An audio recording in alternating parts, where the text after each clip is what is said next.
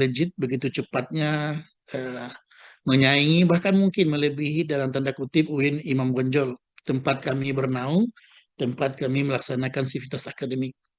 Tapi ala kulli hal, selama itu fastabikul khairat, selama itu adalah berlomba-lomba untuk kebaikan, mudah-mudahan semua potensi-potensi kebaikan kita akan selalu keluar.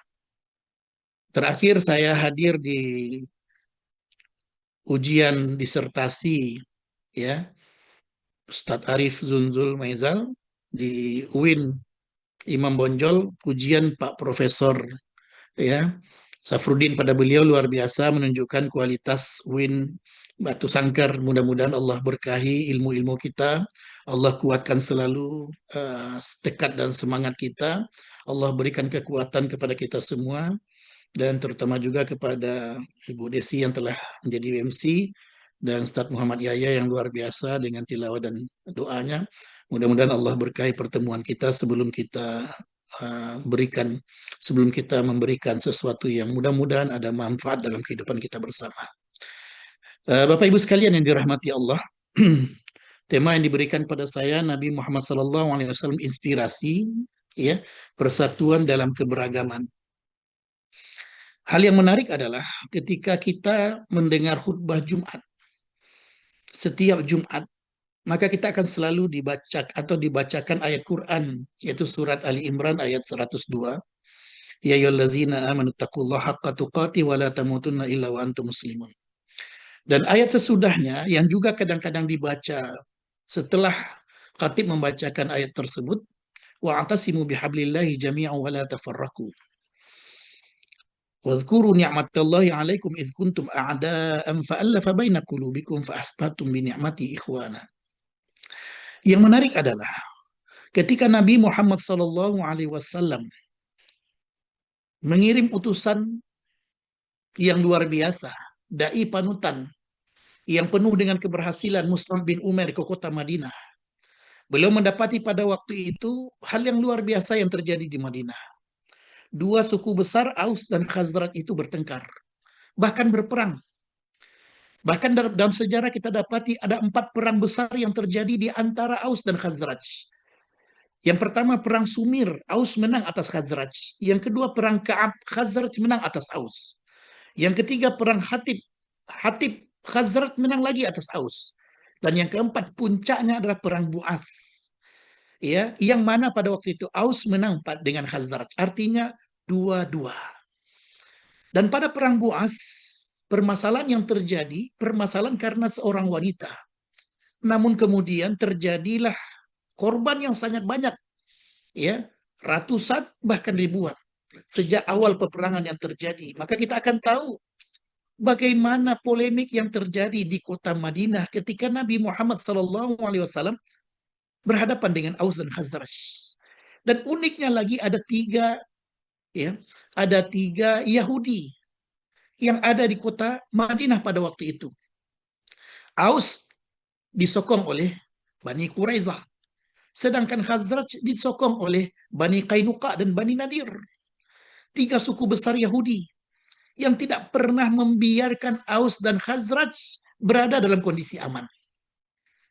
Maka pesan ini bukan hanya tentang keragaman dalam konteks beda agama, tapi juga keragaman dalam tubuh umat Islam sendiri dengan lembaga-lembaga yang ada, dengan ormas-ormas yang ada, dengan segala perbedaan yang terjadi di antara kita. Maka jadikanlah Nabi Muhammad SAW sebagai inspirasi bagi kita bersama. Inspirasi untuk kita menjaga persatuan. Sebelum kita kedepankan ego-ego kita, maka mesti kita kedepankan adalah iman-iman dan ukhuwah di antara kita. Kalaupun terjadi perbedaan di antara sahabat, jangankan kita, para sahabat saja pernah terjadi perbedaan di antara mereka. Kita tahu bagaimana upaya Aus dan Khazraj untuk kemudian menjadi pengikut umat Nabi Muhammad SAW yang begitu taat. Tapi suatu ketika Aus dan Khazraj punya anggota-anggota, punya orang-orang yang mengingat lagi ke masa lalu. Lalu terjadilah keributan antara satu orang dari suku Aus dan Khazraj. Lalu kemudian mereka saling memanggil suku mereka. Lalu kemudian masing-masing mereka menyebutkan lagi syair-syair yang pernah terjadi di antara mereka. Ketika perang Buas, ketika perang Hatib, para penyair menyairkan lagu, menyairkan syair-syair yang luar biasa. Dan kemudian dilantunkan lagi syair-syair tersebut. Seakan-akan mengingatkan kepada semua. Kita ada masa lalu yang tidak boleh dilupakan. Tapi kemudian Nabi Muhammad Sallallahu Alaihi Wasallam mengatakan kepada para sahabat dengan ungkapan keimanan yang luar biasa. Adakwal jahiliyah wa ana baina azhurikum. Apakah dakwah jahiliyah yang kalian kedepankan sedangkan aku masih hidup di antara kalian? Dan ini menjadi isyarat sepeninggal Nabi. Kadangkala dakwah jahiliyah ini akan dikedepankan lagi. Upaya untuk memecah umat ini kemungkinan akan timbul lagi. Maka ingatlah peristiwa ini ketika Nabi Muhammad Sallallahu Alaihi Wasallam mengatakan, ada wal jahiliyah wa ana baina azhurikum. Apakah dakwah jahiliyah yang kalian kedepankan sedangkan aku masih bersama kalian? Mari kita bergandeng tangan. Mari kita bekerja sama. Walau apapun perbedaan di antara kita, cara pandang yang berbeda, ormas yang berbeda, penyikapan kita yang berbeda, lembaga kita yang berbeda, bahkan fakultas kita yang berbeda. Tujuan kita sama, memajukan institusi lembaga yang kita berada bersama di dalamnya untuk melangkah lebih jauh lagi.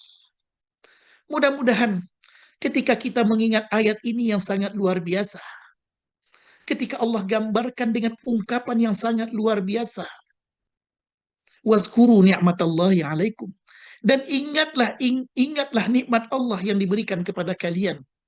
Idh kuntum a'daan, ketika kalian sedang berada dalam posisi bermusuhan. Orang bermusuhan biasanya ada dendam. Biasanya dia akan melampiaskan. Tapi ternyata kata kunci yang perlu ada adalah fa'allafa baina qulubikum. Maka Allah tautkan hati-hati kalian. Maka inilah tugas kita para pemimpin. Ketika Allah berikan kepada kita kekuasaan, maka tautkanlah hati-hati orang di bawah kita. Ketika kita diberikan keberlebihan, maka berikanlah kekuatan kepada mereka. Agar masalah yang terjadi di antara mereka tidak akan pernah meruncing, tidak akan pernah menjadi masalah yang begitu besar dalam kehidupan nyata. Maka fa'allafa baina qulubikum fa'asbahtum bini'amatihi. Hal luar biasa dalam ayat ini adalah maka kemudian kalian menjadi dengan nikmat Allah, bukan dengan usaha kita, bukan dengan ikhtiar kita, tapi dengan nikmat Allah. Disinilah Allah mengajarkan kepada kita yang perlu kita lakukan adalah ikhtiar. Yang perlu kita lakukan adalah usaha terbaik, sedangkan hasilnya tidak semata-mata karena ikhtiar dan usaha kita.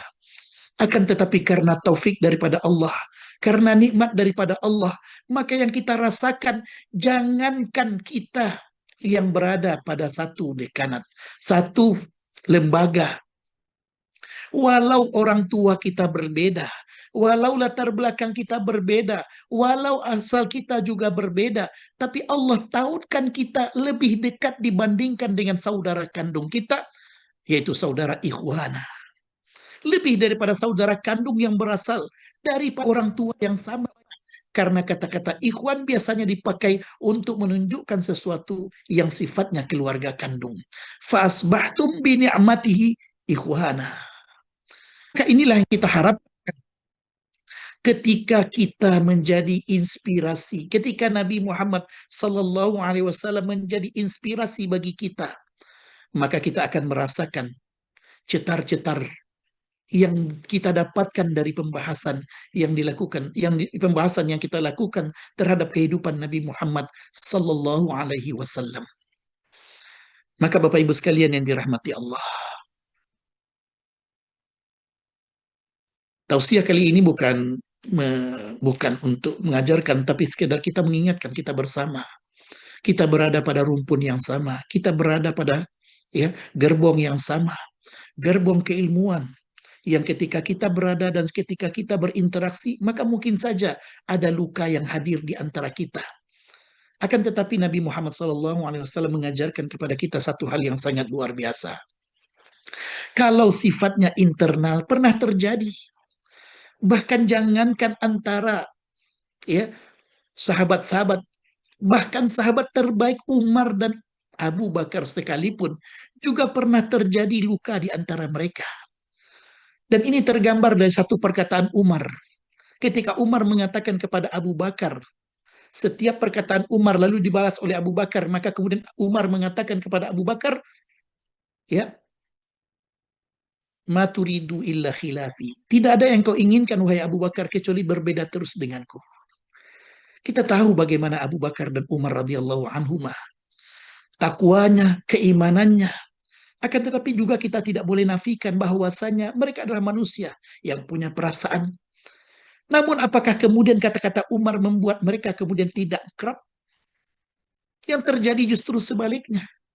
Umar mengatakan tidak pernah aku ingin mengalahkan seseorang sebagaimana keinginanku untuk mengalahkan Abu Bakar. Karena begitulah orang-orang mulia. Ketika orang-orang mulia itu hidup, maka dia ingin mengalahkan orang terbaik daripadanya. Sebab orang mulia hanya menginginkan kemuliaan. Maka inilah yang kita harapkan dalam interaksi kita di kampus. Kita akan berhadapan dengan banyak orang-orang mulia, banyak orang-orang berilmu. Maka keinginan kita adalah kita ingin bersama orang-orang mulia. Kita ingin bersama orang-orang berilmu. Karena Allah lebihkan derajat orang berilmu. Dan itu adalah ungkapan langsung daripada Al-Quran. Maka kita berharap ketika interaksi-interaksi positif yang selalu kita lakukan di kampus bukan membuat kita semakin menjauh, akan tetapi kita berharap akan membuat kita semakin solid, semakin kompak. Karena yakinlah, ujian pada zaman kita berbeda dengan ujian-ujian pada zaman dahulunya. Ujian yang kita hadapi sekarang berbeda dengan ujian-ujian sebelumnya. Maka setiap orang diuji pada zamannya. Mudah-mudahan Allah berkahi kita. Yang kedua, kalau tadi kita melihat daripada ayat Quran yang turun, ya, yaitu surat Ali Imran ayat 103, maka kita juga akan dapati, ya, bagaimana yang kedua ketika Nabi Muhammad SAW mengingatkan ada wal jahiliyah baina azhurikum. Yang ketiga adalah piagam Madinah. Nabi Muhammad SAW yang punya obsesi ke depan yang begitu luas. Yang ketika beliau sampai di kota Madinah, beliau pancangkan tombak-tombak peradaban. Beliau pancangkan ya tonggak-tonggak peradaban agar kemudian orang-orang yang hadir setelahnya akan menikmati tonggak-tonggak peradaban tersebut. Yang pertama yang beliau basiskan adalah masjid.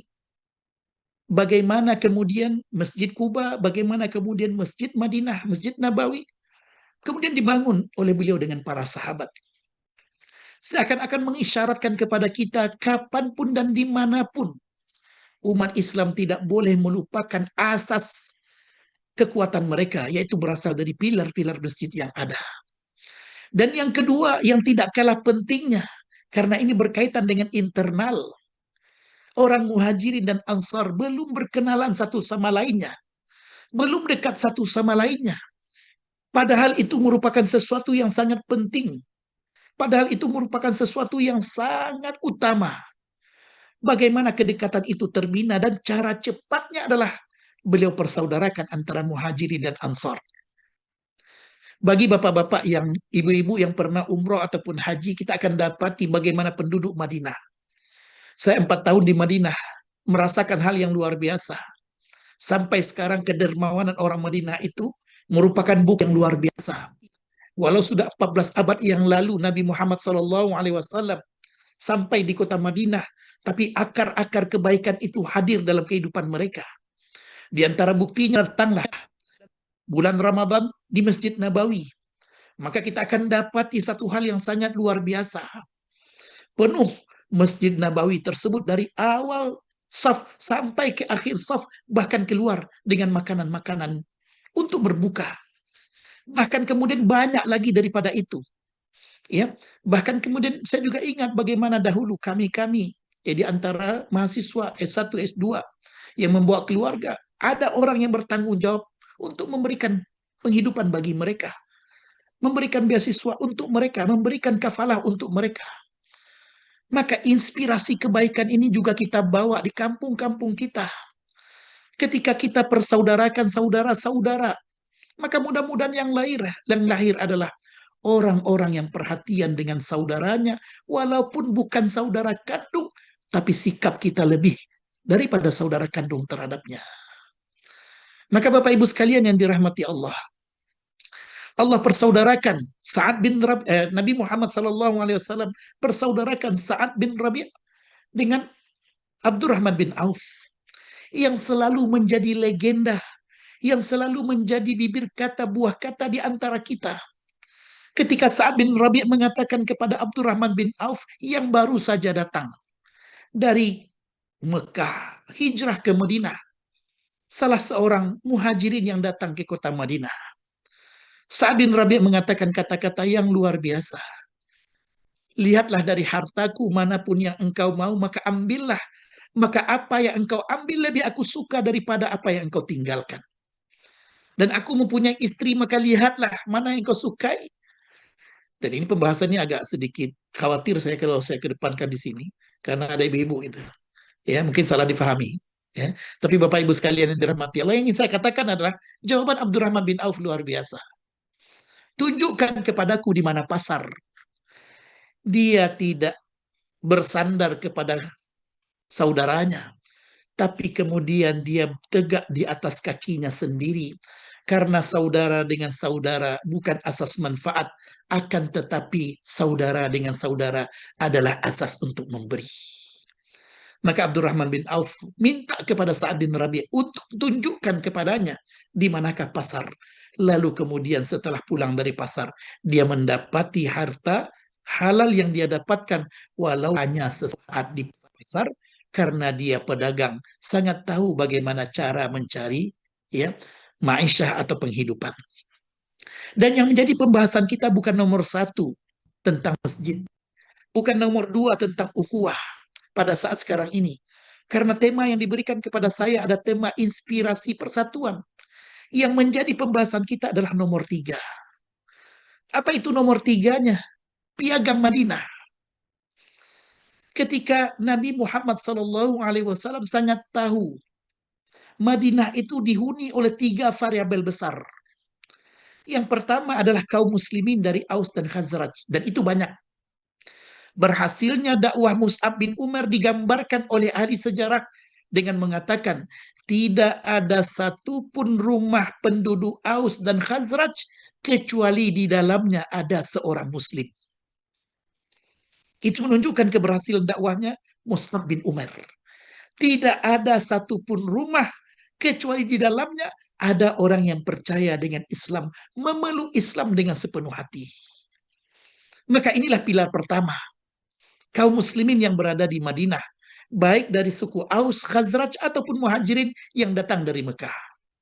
Yang kedua adalah Aus dan Khazraj yang belum masuk Islam. Dan yang ketiga, variabel yang ketiga adalah variabel Yahudi. Tiga Yahudi yang ada, Bani Kainuka, Bani Quraizah, Bani Nadir. Tiga yang besar.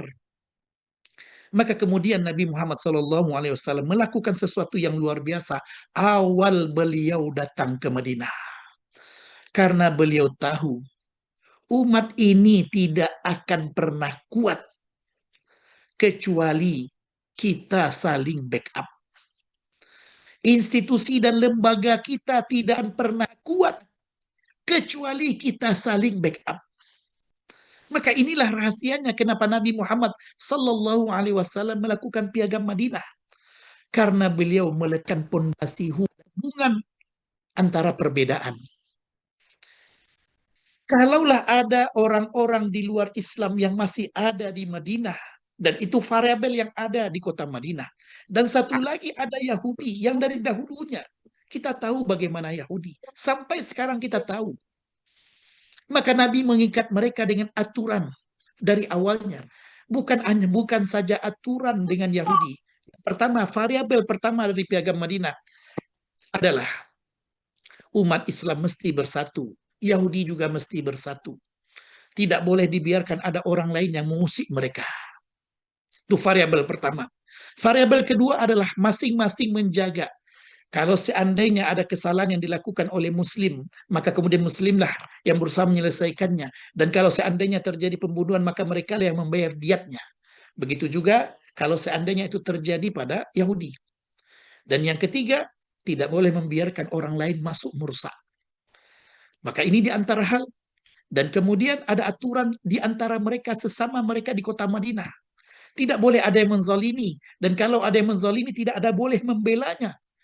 Maka inilah di antara aturan-aturan yang dibuat. Kalau seandainya terjadi perbedaan, maka kemudian diserahkan kepada Muhammad Sallallahu Alaihi Wasallam. Maka kita dapati alur berpikir yang dibawa oleh Nabi Muhammad Sallallahu Alaihi Wasallam dalam piagam Madinah adalah bagaimana kita menjadikan basis kita itu kuat dan bagaimana kita memahami perbedaan-perbedaan yang ada dari awal sehingga perbedaan-perbedaan itu bukan membuat kita menjadi lemah, akan tetapi perbedaan-perbedaan itu akan membuat kita menjadi kuat.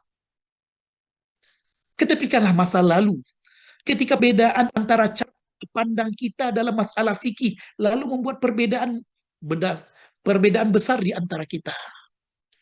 Saya masih ingat dahulunya, Bapak Ibu sekalian yang dirahmati Allah, tentang cerita perbedaan yang terjadi antara mazhab-mazhab yang ada. Mazhab Hambali yang paling kecil karena Imam Ahmad adalah murid dari Imam Syafi'i. Mazhab Syafi'i, mazhab Maliki adalah guru Imam Malik adalah guru dari Imam Syafi'i. Mazhab Hanafi, Imam Abu Hanifah adalah kakek guru daripada Imam Syafi'i rahimahullah. Yang menariknya adalah Bapak Ibu sekalian yang dirahmati Allah, perbedaan pendapat antara empat imam mazhab yang besar ini, perbedaan antara murid dan guru.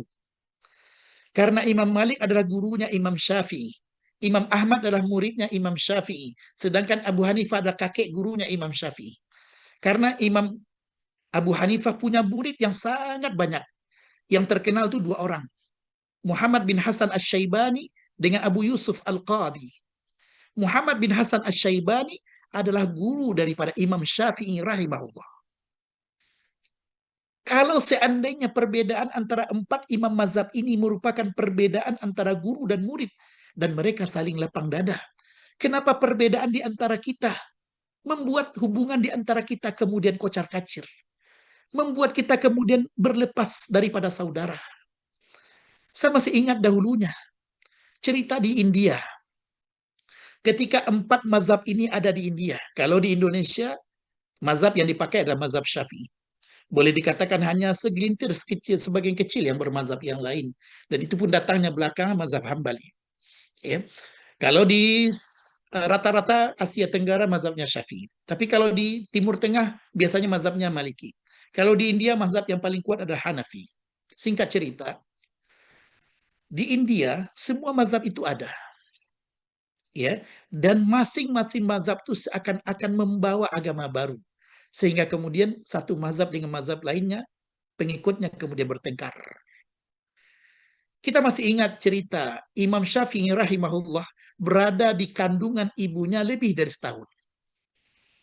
Silahkan cek Bapak Ibu sekalian yang dirahmati Allah, Imam Syafi'i rahimahullah itu berada di kandungan ibunya lebih dari setahun. Biasanya kita 9 bulan. Yang menariknya adalah Abu Hanifah itu meninggal persis pada hari lahirnya Imam Syafi'i. Yang menariknya data yang kita dapati, Abu Hanifah rahimahullah itu meninggal persis pada hari meninggal pada hari lahirnya Imam Syafi'i tahun 150 Hijriah. Kalau dari sudut positifnya, para ulama mengatakan meninggalnya seorang imam digantikan oleh imam yang lain.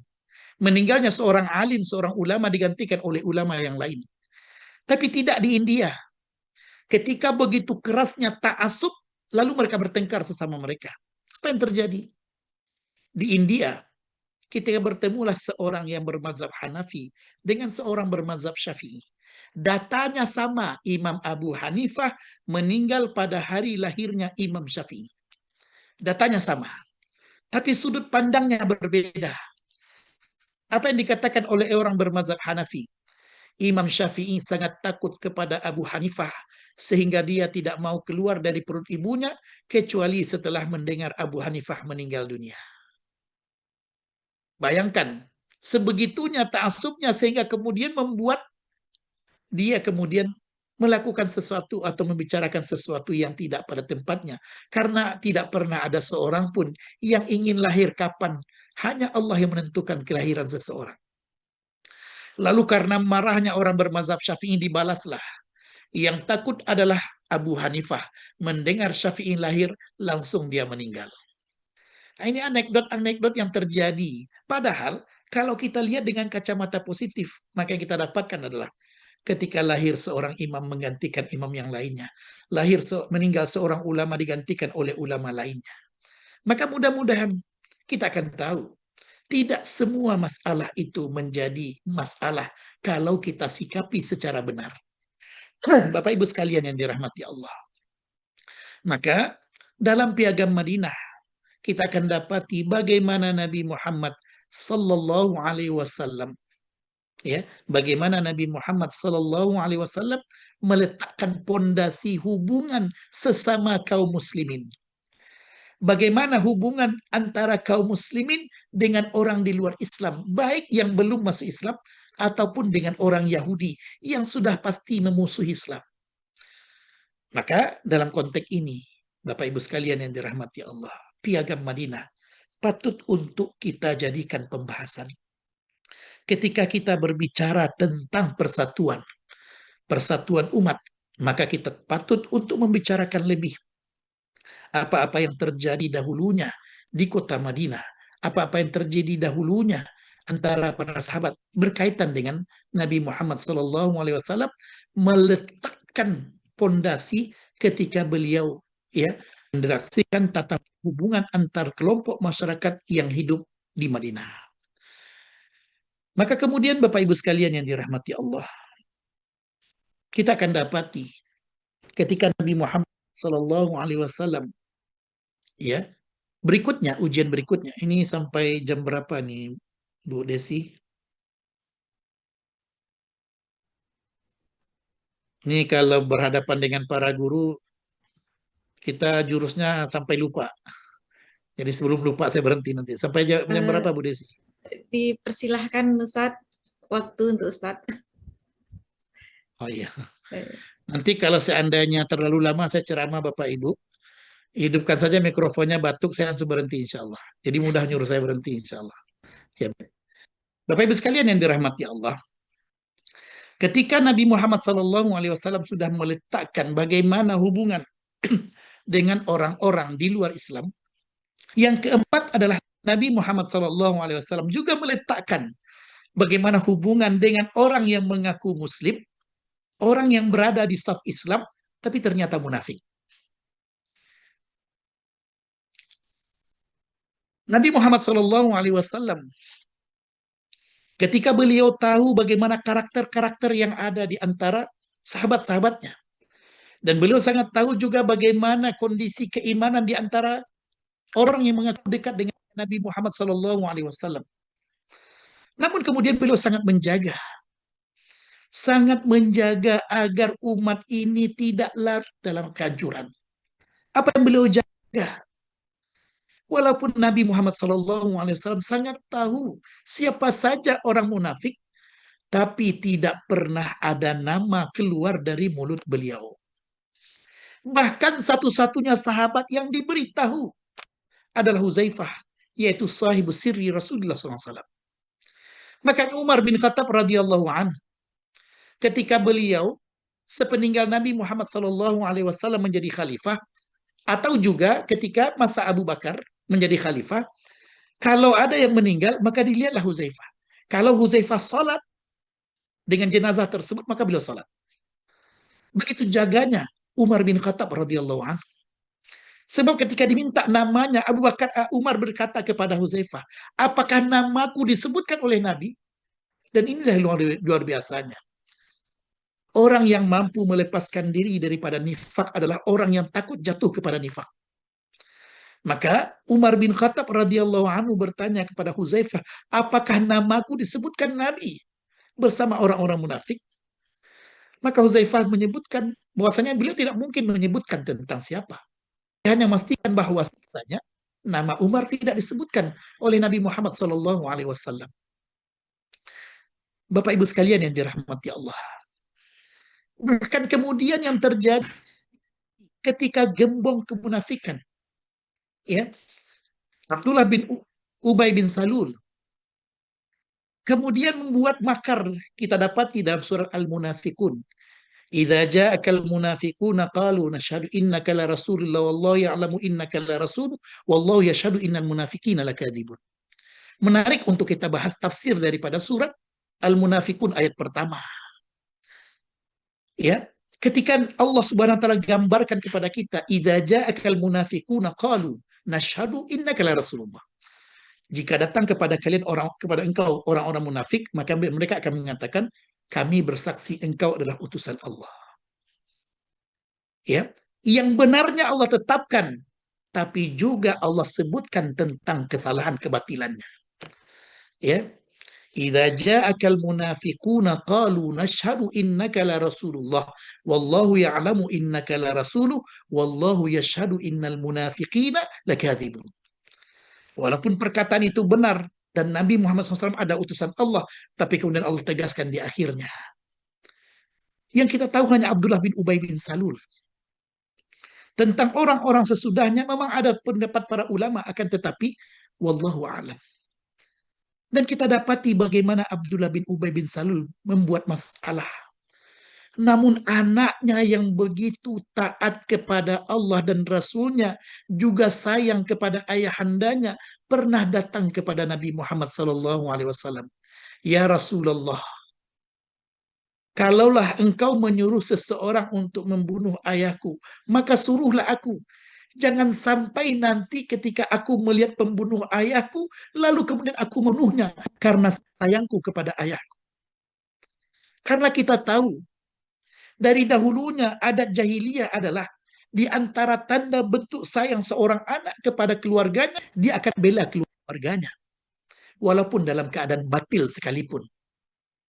Sayang anak kepada orang tua tidak perlu ditanya. Luar biasa sayang mereka kepada orang tuanya. Maka kemudian Abdullah bin Ubay bin Salul, anak dari gembong kemunafikan, minta kepada Rasulullah SAW, kalau sudah ada keputusan terhadap ayahnya, kalau seandainya ada eksekusi terhadap ayahnya, maka perintahkanlah dia.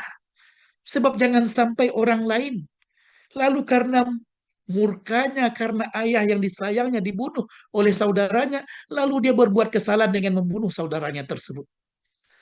Maka kita akan dapati inilah cerita iman.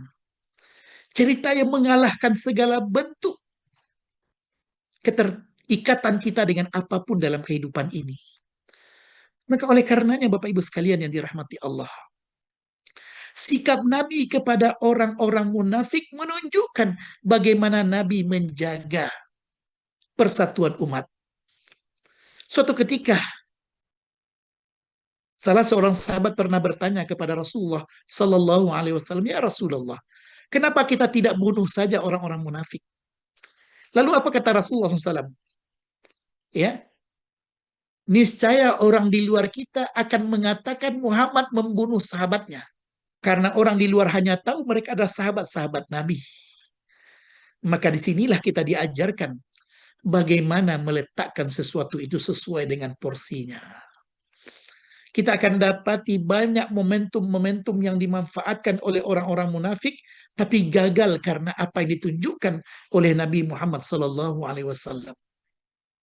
Maka persatuan umat sesuatu yang patut untuk kita utamakan. Kalaulah umat itu begitu besar, maka persatuan kita di institusi kita, di lembaga kita, sesuatu yang patut untuk kita utamakan.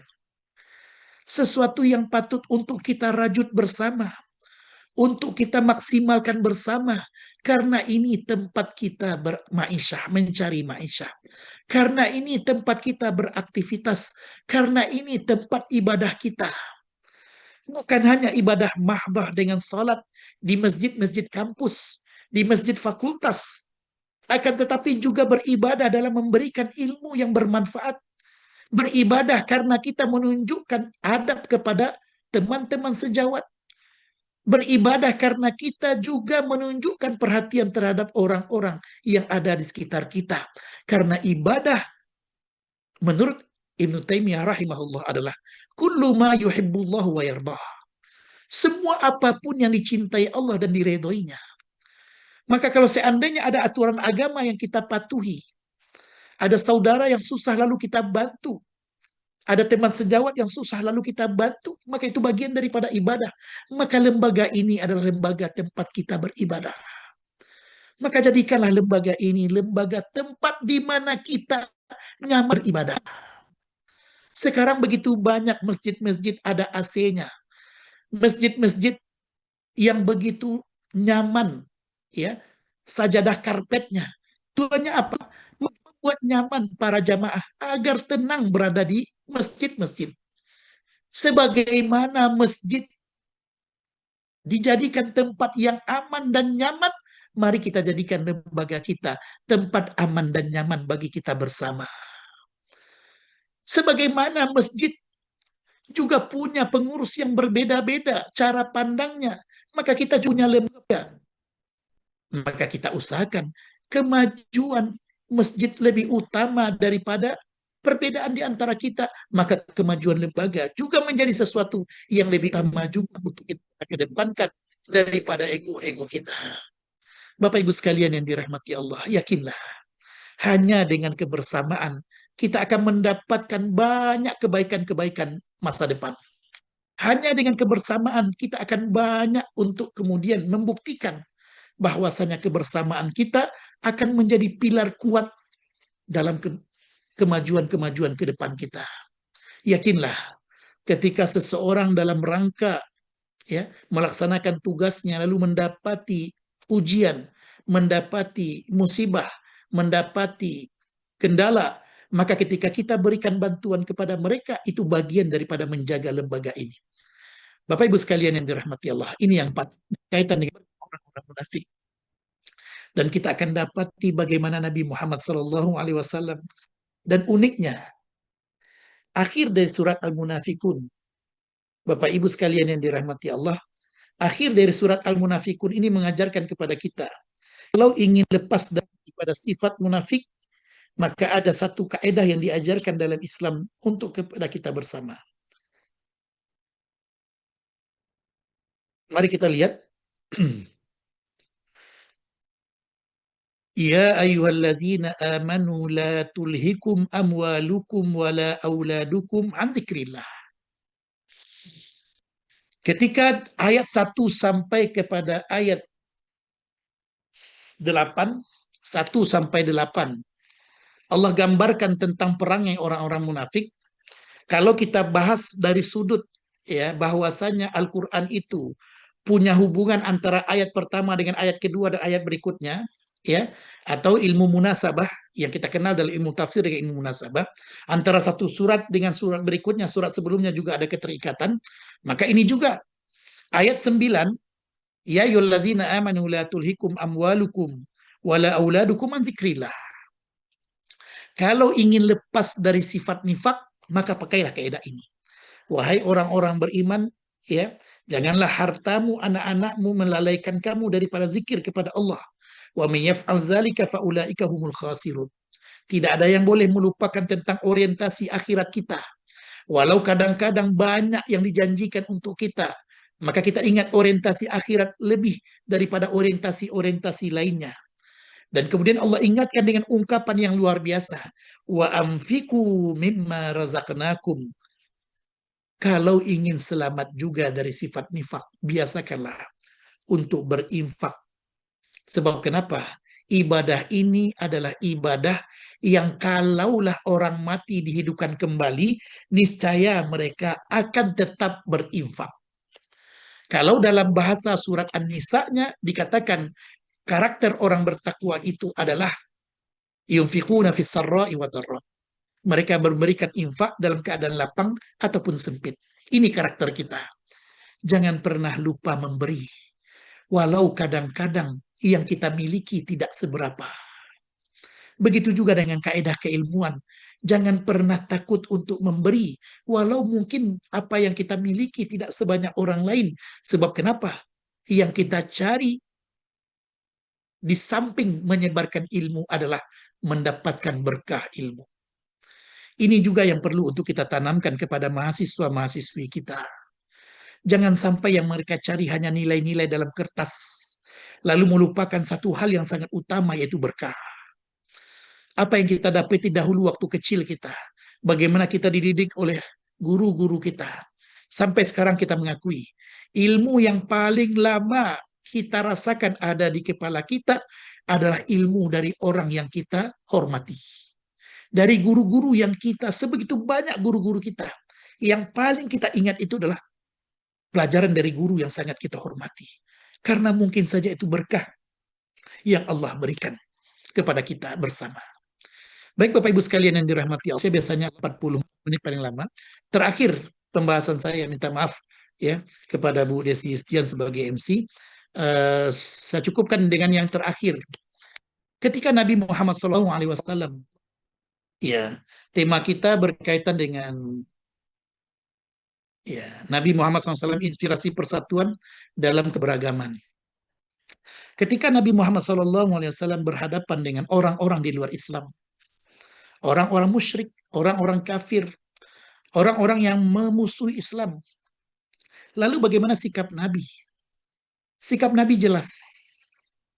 Beliau kirimkan utusan-utusan kepada raja-raja, kisra-kisra, kaisar-kaisar, dan beliau kirimkan utusan dengan nada penuh ajakan. Ada yang menyambut dengan begitu biasa, ada yang menyambut dengan luar biasa, ada yang malah mencabik-cabik kertas tersebut. Sebagaimana Kisra Persia. Ketika Kisra Persia itu kemudian merobek-robek surat Nabi Muhammad SAW, maka Nabi Muhammad SAW tegas. Ya, ini bukan tentang surat, ini tentang kehormatan. Maka Nabi kemudian berdoa kepada Allah, Allahumma mazik mulkahu. Ya Allah, cerai-beraikan kekuasaannya. Dan betul, pada masa Umar bin Khattab radhiyallahu anhu sebagai khalifah, semua tempat, semua kota, semua negeri yang dimiliki Kisra Persia jatuh ke dalam umat Islam. Kenapa? Karena interaksi yang ada. Tapi yang menarik lagi adalah untuk kita bahas bagaimana Nabi Muhammad SAW meletakkan kaedah kebersamaan dan persatuan ini di dalam hati para sahabatnya. Sehingga dalam perang Yarmuk yang terjadi, ya, dalam perang Yarmuk yang terjadi pada masa Umar bin Khattab radhiyallahu anhu, ada 3 sahabat yang luar biasa. 3 sahabat, salah satunya Ikrimah bin Abi Jahal. Bapak Ibu sekalian yang dirahmati Allah, apa yang terjadi dengan Ikrimah dengan 2 sahabat lainnya? Kita pernah mendengar ada 3 orang yang sakit parah pada waktu perang tersebut. Lalu diberikan air kepada orang yang pertama. Lalu kemudian ketika dia akan minum, terdengar rintihan saudara di sebelahnya. Lalu apa katanya kepada orang yang memberi minum? Berikanlah kepada saudaraku terlebih dahulu. Maka kemudian diberikan kepada orang yang kedua. Orang yang kedua mendengar rintihan juga di sebelahnya orang ketiga. Maka kemudian dia katakan, berikan kepada saudaraku terlebih dahulu. Akan tetapi sampai kepada orang ketiga dia sudah meninggal. Kembali kepada orang pertama sudah meninggal. Kembali kepada orang kedua, ketiga-tiganya meninggal. Salah satunya Ikrimah bin Abi Jahal. Yang membuat saya tertarik untuk menyampaikan ini dalam forum kita yang singkat ini adalah Ikrimah itu masuk Islam itu pada Fatu Mekah. Artinya antara dia masuk Islam dengan perang Yarmuk itu kalau nggak salah hanya 5 tahun. Hanya 5 tahun saja. Dari seseorang yang begitu ambisi, begitu marah, begitu luar biasa musuhnya kepada Nabi. Ketika ayahnya Abu Jahal dibunuh dalam perang Badar, maka marah dan benci ini begitu kuat. Sehingga pada perang Uhud, dia kemudian juga membuktikan marah dan bencinya kepada Nabi Muhammad SAW dan kepada Islam. Dan istrinya termasuk yang membantu istri Abu Sufyan untuk mengunyah ya jantungnya Hamzah. Dan pada perang Khandak, Ikrimah lagi-lagi di antara yang mampu melepasi Khandak parit-parit yang dibuat oleh para sahabat, lalu dipukul mundur oleh Ali sehingga dia kembali kepada pasukannya. Lalu pada Fatu Mekah dia kembali menunjukkan perlawanan. Ketika semua orang di kota Mekah sudah menyerah, dia dengan beberapa orang temannya kemudian berusaha untuk melawan, walaupun kemudian dia lari. Maka kemudian Bapak Ibu sekalian yang dirahmati Allah, istrinya minta izin kepada Nabi. Dan inilah luar biasanya suami istri. Ketika seorang istri tahu kebaikan suaminya, sebagaimana istri daripada ya anak daripada Abu Ikrimah ini, yaitu bernama Ikrimah bin Abi Jahal, anak daripada Abu Jahal. Apa kata beliau kepada Rasulullah SAW? Ya Rasulullah, Ikrimah adalah suamiku yang sangat baik dan aku yakin mampu untuk memahamkannya tentang Islam. Maka biarkanlah aku menemuinya ya Rasulullah. Ketika Fatu Mekah, istrinya masuk Islam terlebih dahulu. Maka dibujuklah suaminya dan kemudian datanglah Ikrimah ke kota Madinah. Ketika datang Ikrimah, apa kata Rasulullah SAW kepada para sahabatnya? Jangan pernah menyebut yang buruk tentang Abu Jahal. Karena Ikrimah anak yang berbakti kepada ayahnya. Takutnya ketika dia mendengar yang buruk tentang ayahnya, maka keinginan masuk Islam kemudian hilang dalam dirinya. Dan ternyata kemudian beliau masuk Islam. 5 tahun cukup bagi Ikrimah memahami bahwasannya ukhuwah, persatuan, rasa persaudaraan kepada saudara begitu kuat dalam dirinya. Dan 5 tahun bukan waktu yang lama untuk meraih hal tersebut. Bukan waktu yang sebentar untuk meraih predikat tersebut. Bagaimana ithar, mendahulukan saudara lebih kuat daripada dirinya sendiri. Kita punya banyak teori, tapi siapkah kita untuk mendahulukan saudara kita? Kita punya banyak teori, tapi siapkah kita untuk memberikan peluang kepada saudara kita? Banyak hal-hal yang kadang-kadang kita berebut, tapi ketika kita memberikan kepada saudara, mudah-mudahan ini akan menjadi sesuatu di sisi Allah Subhanahu wa Ta'ala. Ikrimah membuktikan 5 tahun cukup baginya untuk memahami ketika dia mendahulukan saudaranya, maka derajatnya tinggi di sisi Allah Subhanahu wa Ta'ala. Mari kita sama-sama menggenggam tangan-tangan saudara kita. Mari kita sama-sama mengemban hal yang sama dalam kehidupan lembaga kita. Mudah-mudahan ketika Allah berikan yang terbaik bagi kita, Allah juga siapkan orang-orang di sekitar kita adalah orang-orang terbaik yang mampu mewujudkan cita-cita kita. Mudah-mudahan Bapak Ibu sekalian yang dirahmati Allah, upaya kita sekecil apapun untuk kebaikan lembaga ini, Allah catat sebagai amal timbangan kebaikan dalam kehidupan kita bersama. Itulah indahnya Islam. Islam mengajarkan bahwasannya pahala itu bukan didapat hanya di tempat ibadah, akan tetapi Islam mengajarkan sekecil apapun yang kita lakukan, ada manfaat untuk saudara kita, ada manfaat untuk orang lain, maka dia merupakan satu kebaikan yang ditulis sebagai kebaikan nanti di akhirat kelak. Ya, khairukum anfa'ukum, khairun nasi anfa'um linnas. Walaupun hadis ini tidak terlalu kuat, tapi dia menjadi sandaran bagi kita. Sebaik-baik manusia adalah orang yang paling bermanfaat bagi saudaranya. Mudah-mudahan Allah berikan kekuatan kepada kita selalu untuk tetap menjadi orang-orang baik di sekitar orang-orang baik di sekitar kita.